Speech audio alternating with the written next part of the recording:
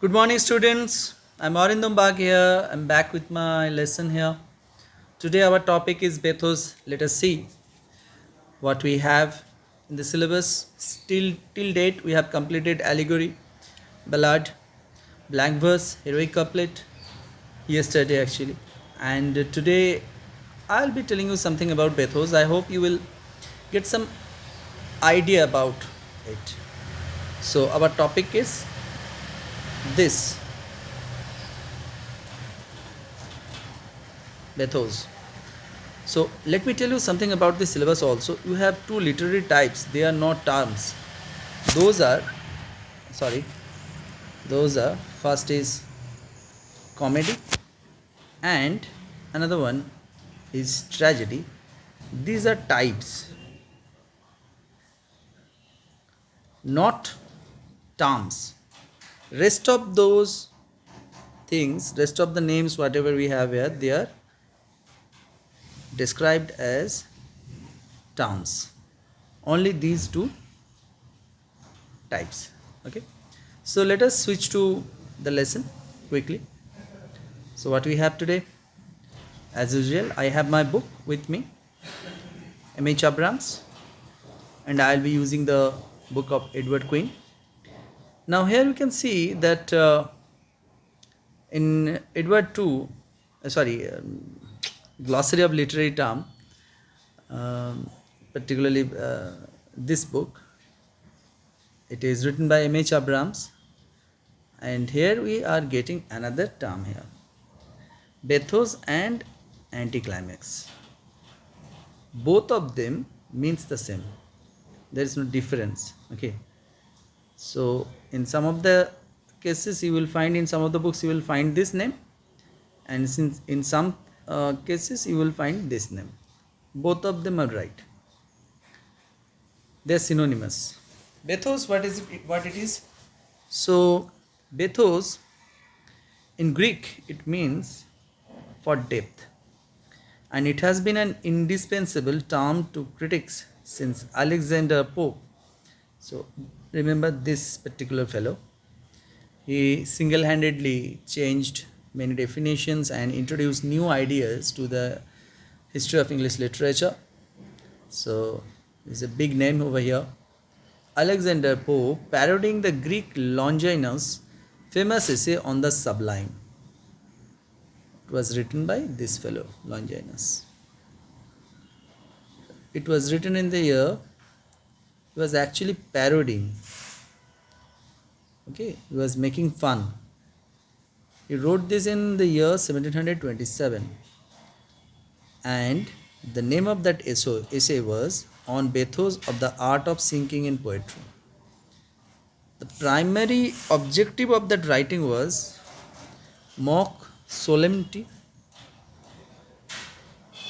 Pope assures his reader that he undertakes to lead them, as it were by the hand, the gentle down way to Bethos, the bottom, the end, the central point, the non plus ultra of true modern poesy.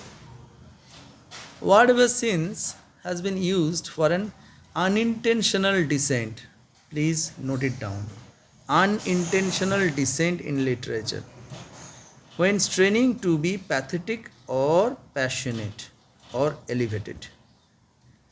And that's where this thing happens. The writer overshoots the mark, drops down, drops into the trivial or the ridiculous. That means if I want to show it, if I want to describe Bethos through a chart or a line, then it will be like this. If I draw a line over there, if I consider this as upward point, then the thought will be like, if it starts from here, it will go upwards, upwards, upwards, upwards, then there will be a sudden fall. That's why it is known as anticlimax. A climax, what it is? Anticlimax is just the opposite of climax. In case of climax, if I want to draw a diagram, what happens there? This is called rising action. the intensity of the thought goes up and never goes down. But in this case, if it is an anticlimax, then there will be a sudden fall, and that's why it is known as anticlimax. Okay, but if it is not there, then it will be climax. That means the seriousness of tone, if it is been continued throughout the thought, then it will be a case of anticlimax. So normal words, what can I say, it is just an elevated thought will be presented to you, and there will be a sudden downgrade or downfall. That is known as anticlimax or bathos also. Amongst his examples, Pope cites the modest request of two absent lovers in a contemporary poem, and in case Stuffed Owl, an anthology of bad verse, and there are some other names also. Anticlimax is sometimes used as an equivalent of bathos. Now see, remember this thing also. Anticlimax is sometimes used as an equivalent of bathos, but in a more useful application. Yes, anticlimax is non-derogatory and denotes writer's deliberate drop from the serious and elevated. Words like this are actually very much important for a term like this: serious and elevated to the trivial and lowly. So there will be a sharp contrast, rising and down. The seriousness of tone will be going up, and suddenly there will be a fall. So that is the primary characteristics of anticlimax or bathos, in other words. So basically, where it has been used, it is used in mock epics. It is successfully been used in Alexander Pope's The Rape of the Lock. There has been a description like this: pop, powder, billy dogs, and Bible. So in the toilet scene, where Belinda, one of the character, or rather the most important character of Rape of the Lock, her toilet scene has been, she was preparing herself. So at that time, the objects which were kept inside a dryer, and those things were pups, powders, billy dogs. Billy dogs means love letter, and Bible. So Bible is a very serious thing. Bible is a very, very important thing.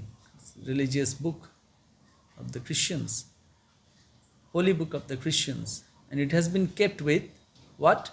Some insignificant things or some less important things. Even it was carelessly or carelessly placed by the love letters. So it is also a classic example of anticlimax. So another thing we have here, let us find the book of Queen. What it says, it has a very simple definition, I believe, and the definition is like only of two words, two lines actually. A term used to describe a writer's failure to elicit a strong emotion, inadvertently producing laughter or ridicule. Yes, one of the major use of bathos is to produce laughter or ridicule. So these are the major things. Now let's move to the website over the net. What we are getting, and what we are getting over here. See, I mentioned earlier that Greek bathos, the words Greek bathos means depth. Here it is. It is a literary term first used in the sense in Alexander Pope's 1727 essay Peribathos to describe an amusingly failed attempt at presenting artistic greatness. So today bathos refers to Rhetorical anticlimax. Now it refers to rhetorical anticlimax, an abrupt transition. Please note this one. An abrupt. There will be sudden change. An abrupt transition from a lofty style or grand topic to a common or vulgar one, occurring either accidentally through artistic ineptitude or intentionally for comic effect. Now, intentional use, bathos appears in satirical genres such as burlesque, mock epic. These are the use where it is been used in these things. Bathetic is also used for similar effects of in other branches of the arts, such as musical passages, ridiculosamente. In film, bathos may appear in a contrast card intended for comic relief. Yep, that is also been used, or be produced by an accidental jump cut. Yeah. So these are some modern uses of bathos, but primarily the idea of bathos is this: an abrupt transition from a lofty style, grand topic to a common vulgar one, occurring either accidentally or intentionally. The last thing is important here. This particular word, comic effect, for comic effect. The only thing, while batho is used for the purpose of comedy. Remember this. So thank you all. Thank you for attending the class, and please submit the feedback form followed by this YouTube video.